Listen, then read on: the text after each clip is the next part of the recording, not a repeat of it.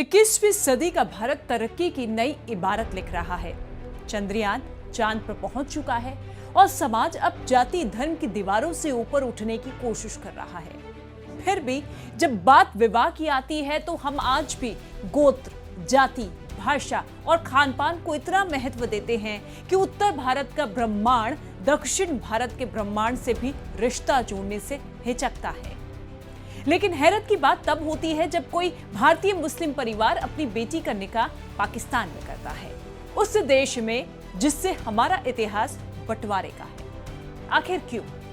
इस सवाल के जवाब को समझने के लिए हमें इतिहास, समाज, संबंध और भावनाओं की तह तक जाना होगा।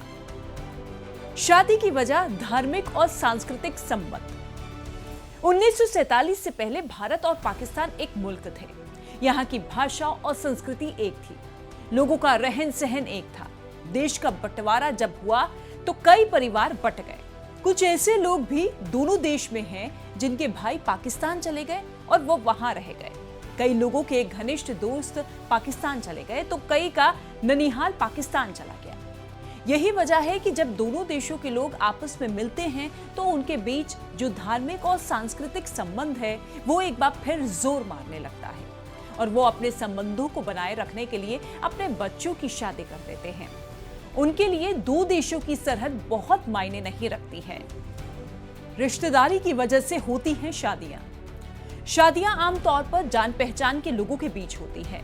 मौलाना तहजीब बताते हैं कि भारत और पाकिस्तान के बीच बंटवारे के बाद भी संबंध कायम हैं। कई परिवार इस तरह के हैं जिनके मामू, खाला, चचा पाकिस्तान चले गए और आधा परिवार भारत में रह गया। जब ये लोग आपस में मिलते हैं तो कई पारिवारिक समारोह होते हैं, तो नए रिश्ते भी बनते हैं और शादियां होती हैं। दोनों देशों के मुसलमानों की संस्कृति और भाषा में कोई फर्क नहीं है, ना ही खान पान का कोई अंतर है। यही वजह है कि शादियां होती है।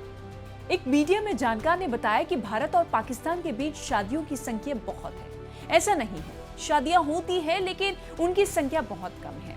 इन शादियों की वजह है पुरानी पहचान या रिश्तेदारी।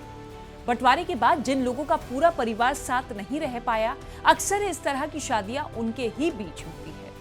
भारत और पाकिस्तान के बीच होने वाली शादियां हैदराबाद के शेख शादी की तरह नहीं है कि पैसों के लिए लोग अपनी लड़की दे रहे हैं। यहाँ शादी की मूल वजह रिश्तेदारी ही है। ऑनलाइन भी होती हैं शादियां। मौलाना तहजीब बताते हैं कि भारत और पाकिस्तान के बीच जो शादियां होती हैं उनमें वीजा लेकर लोग भारत भी आते हैं, बारात लेकर और पाकिस्तान भी जाते हैं। हाँ, कई बार जब बारात नहीं आती है तो ऑनलाइन निकाह भी होता है और उसके बाद लड़की को उसके ससुराल भेज दिया जाता है, चाहे वो पाकिस्तान में हो या फिर हिंदुस्तान में। शादी को लेकर क्या है भारत में नियम? सरकारी नियम के अनुसार शादी के लिए इजाजत की जरूरत नहीं पड़ती, लेकिन वीजा, देश में रहने के लिए और नागरिकता बदलने के लिए सरकारी आदेश की जरूरत होती है। सुरक्षा जांच में भी सरकारी इजाजत की जरूरत होती है।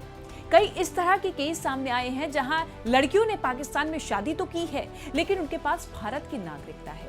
ऐसे हालात में सरकारी इजाजत की जरूरत होती है।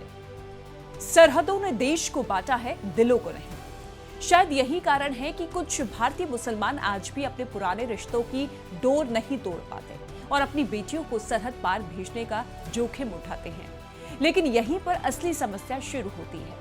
जब भी भारत पाकिस्तान के संबंध बिगड़ते हैं, जैसे कि हाल ही में पहलगाम में हुए आतंकी हमले के बाद सरकार ने पाकिस्तानी नागरिकों के वीजा रद्द कर दिए, तो इन शादियों में फंसी महिलाएं सबसे ज्यादा प्रभावित होती है।